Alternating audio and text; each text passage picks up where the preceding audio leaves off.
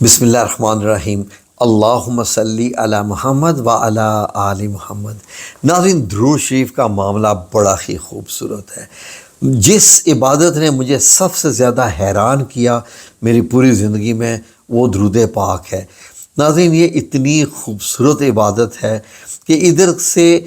آپ کے منہ سے الفاظ نکلتے ہیں اور وہ آپ ہی کے لیے واپس لوٹ کر آتے ہیں۔ ناظرین، لوگ آج تک شاید اس معاملے کو سمجھ نہیں پائے کہ درود شریف پڑھنے کا فائدہ کس کو ہوتا ہے۔ ناظرین، جب ہم یہ کہتے ہیں کہ اللہم صلی علی محمد و علی آل محمد، کہ اے میرے رب کریم، اے میرے پیارے اللہ تعالیٰ جی، نبی کریم صلی اللہ علیہ وآلہ وسلم پر درود و سلام بھیجیے اور آپ کی آل اولاد پر بھی درود و سلام بھیجیے۔ درود ابراہیمی میں تو آپ کو معلوم ہے حضرت ابراہیم علیہ السلام کا بھی ذکر آ جاتا ہے۔ تو ناظرین، بندے سوچتے ہیں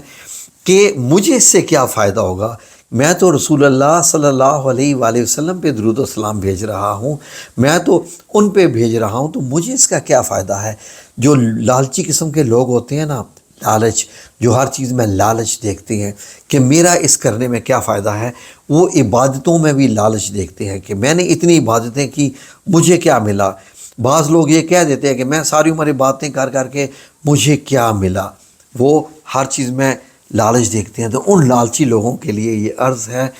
وہ غور سے سن لیجئے کہ درود شریف پڑھنے میں آپ درود و پاک جو ہے وہ درود و سلام بھیجتے ہیں رسول اللہ صلی اللہ علیہ وسلم پر۔ ہماری کیا اوقات، کسی عام بندے کی کیا اوقات کہ نبی کریم صلی اللہ علیہ وآلہ وسلم پر درود و سلام بھیجے تو آپ صلی اللہ علیہ وسلم کا درجہ بلند ہو جائے۔ ہماری کیا اوقات کہ ہمارے درود و سلام سے آپ کا درجہ بلند ہو۔ نہیں، آج تک ہم سمجھ ہی نہیں پائے۔ ہم انسان، اللہ رب العزت ہمارا بھلا چاہتا ہے۔ اللہ رب العزت نے ایک یہ سسٹم بنایا، جیسے اگر ماں باپ یہ کہہ دیں کہ یہ آپ کے مطلب ساری میری اولادوں میں یہ اولاد میری سب سے بڑی اولاد ہے اور مجھے یہ سب سے پیاری اولاد ہے،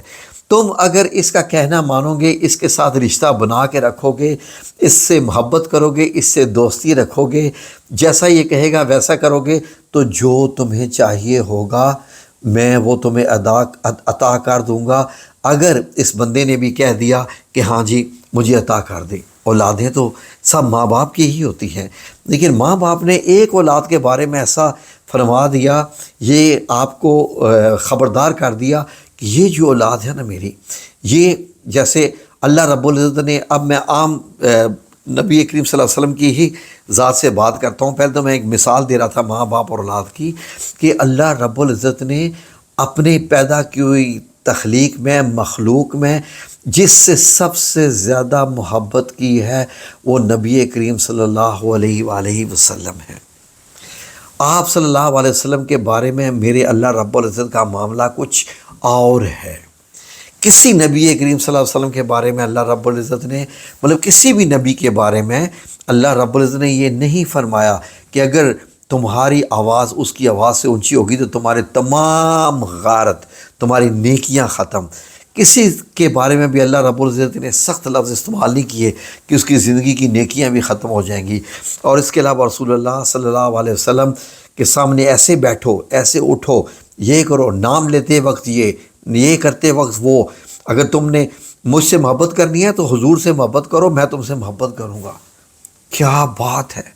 کیا شان ہے رسول اللہ صلی اللہ علیہ وسلم کی۔ تو ناظرین، جیسے ایک صورت میں اللہ رب العزت نے فرما دیا کہ اگر یہ لوگ جو اپنی جانوں پر ظلم کر بیٹھے تھے، اگر یہ اپنے رسول اللہ صلی اللہ علیہ وسلم اس نبی کے پاس، میرے اس نبی کے پاس جاتے اور وہاں بیٹھ کے اللہ سے توبہ کرتے، یعنی رسول اللہ کے سامنے بیٹھ کے، اور نبی کریم صلی اللہ علیہ وسلم اگر ان کی سفارش کرتے تو میں ان کے اوپر رحم کرتا، میں ان کا بھلا کر دیتا، پھر میں ان کو بہت کچھ عطا کر دیتا۔ یعنی کہ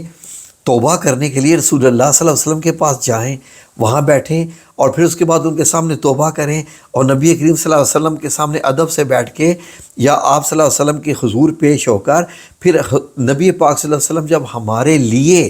دعا فرمائیں گے تو اللہ ہماری توبہ بھی قبول کرے گا اور ہم پہ رحم بھی کرے گا اور ہمیں سب کچھ عطا فرما دے گا۔ یہ میں تو نہیں کہہ رہا، یہ تو قرآن پاک کی آیات کا مفہوم ہے۔ تو ناظرین،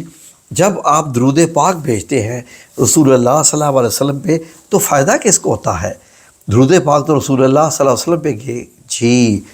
اس لیے کہ نمبر ایک، آپ نے جب درود بھیجا اللہم صلی علی محمد آپ کی زبان سے ادا ہو گیا، تو آپ نے سب سے پہلے اللہ رب العزت کا حکم ماننا۔ اللہ کا حکم ماننا عبادت ہے، بہت بڑی عبادت ہے۔ پھر اس کے بعد آپ نے نبی پاک صلی اللہ علیہ وسلم پہ درود پاک بھیجا تو اللہ نے اپنے فرشتوں پہ بھی یہ کام لگایا ہوا ہے، تو اب آپ نے اللہ رب العزت کا حکم بھی مانا اور رسول اللہ صلی اللہ علیہ وسلم سے اپنی محبت کا اظہار بھی کر دیا۔ یہ ہماری طرف سے ہمارے نبی کے لیے درود و سلام تحفہ ہے۔ جو بندہ یہ چاہے نا کہ میں رسول اللہ صلی اللہ علیہ وآلہ وسلم کو تحفہ پیش کرنا چاہتا ہوں، تو وہ درود و سلام باکثرت پڑھے۔ جب آپ اتنے زیادہ تحفے بھیجیں گے درود و سلام کی صورت میں، آپ صلی اللہ علیہ وسلم کی خدمت میں جب آپ پیش کریں گے تو آپ صلی اللہ علیہ وآلہ وسلم کو تو آپ کا نام اور آپ کے والد کے نام کے ساتھ یہ پیش ہوتے ہیں کہ فلاں شخص نے آپ پہ درود و سلام بھیجا ہے، اس کا نام یہ ہے، اس کے والدین کا نام یہ ہے۔ تو جب آپ صلی اللہ علیہ وسلم بھی یہ اگر عرض کر دیں گے، اور وہ کرتے ہیں کہ ٹھیک ہے جی میری طرف سے بھی اس شخص کے اوپر درود و سلام، میری طرف سے بھی اس پہ سلامتی ہو، تو ناظرین جس بندے کے لیے میرے نبی کریم صلی اللہ علیہ وآلہ وسلم کی مبارک زبان سے جی سلام کا لفظ نکل گیا، تو کیا آپ کے اوپر سلامتی نہیں آئے گی؟ آپ کے اوپر رحمتیں اور برکتیں نہیں آئیں گی؟ وہ واپس سلام کا جواب دیتے ہیں، اور جو فرشتے سلام لے کر جاتے ہیں وہی فرشتے آپ کے اوپر سلام واپس بھی لے کے آتے ہیں۔ آپ کو نہیں پتہ چلتا کہ جیسے آپ درود و سلام پیش کرنا شروع کرتے ہیں تو آپ کی طبیعت میں ٹھہراؤ آنا شروع ہو جاتا ہے، آپ ایک عظیم ہستی بننا شروع ہو جاتے ہیں، آپ ایک بڑی شخصیت بننا شروع ہو جاتے ہیں، آپ کے دل میں سکون آنا شروع ہو جاتا ہے، آپ کے دل میں رسول اللہ صلی اللہ علیہ وسلم سے محبت بڑھنا شروع ہو جاتی ہے، آپ کو محسوس ہونے لگتا ہے کہ آپ کا اور رسول اللہ صلی اللہ علیہ وسلم کا گہرا رشتہ ہے، آپ کو محسوس ہونے لگتا ہے کہ میں اب نبی پاک صلی اللہ علیہ وسلم سے گہرا جڑتا جا رہا ہوں، آپ سے قریب ہوتا جا رہا ہوں، اور اللہ کی طرف سے بھی رحمتیں اور برکتیں آپ کے اوپر بڑھنا شروع ہو جاتی ہیں۔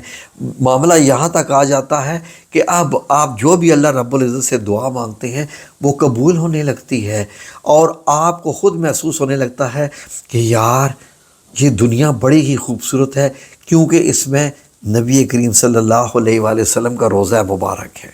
ہائے ہائے ہائے ہائے، جیسے ہی آپ کے دل میں یہ بات آنا شروع ہو جاتی ہے کہ ہماری نسبت نبی پاک صلی اللہ علیہ وسلم سے، تو آپ کو اپنا آپ اچھا لگنے لگتا ہے، یہ دنیا بھی خوبصورت لگنے لگتی ہے، اللہ سے محبت بھی ہونا شروع ہو جاتی ہے، کیونکہ رحمتیں اور برکتیں، اور پھر آپ صلی اللہ علیہ وآلہ وسلم کو تو آپ کا پھر نام بھی یاد ہو جائے گا، آپ کو یہ معلوم ہے۔ تو جتنا آپ درود پڑھتے ہیں آپ اپنا اتنا بھلا کرتے ہیں، اور یہ بھلا دنیا میں تو آپ کو کیا معلوم ہوگا، جو آخرت میں معلوم ہوگا آپ سوچ بھی نہیں سکتے۔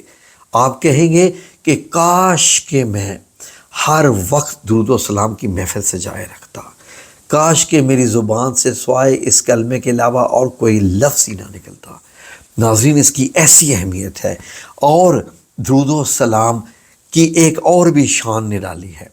کہ درود و سلام وہ بندہ پڑھ ہی نہیں سکتا جس سے اللہ راضی نہ ہو، کیونکہ درود و سلام پڑھنے والے سے تو اللہ راضی ہو جاتا ہے۔ اگر آپ درود و سلام پڑھنے کی کوشش کر رہے ہیں اور نہیں پڑھ پا رہے تو اس کا مطلب یہ ہے کہ اللہ رب العزت نے آپ کا نام ابھی گڈ باکس میں نہیں ڈالا ہے۔ استغفار کیجئے زیادہ سے زیادہ، اور درود و سلام اپنے سامنے رکھ لیجئے، اپنی دیواروں پہ لگا دیجئے درود و سلام، کہ ادھر نظر دوڑائیں تو اللہم صلی علی محمد، سامنے نظر دوڑائیں اللہم صلی علی محمد، لیفٹ میں نظر دوڑائیں اللہم صلی علی محمد، آپ جدھر بھی نظر دوڑائیں اللہم صلی علی محمد۔ یقین کریں کہ آپ کے دن رات بدلنا شروع ہو جائیں گے، اور اب آپ عام ایک شخصیت نہیں رہیں گے،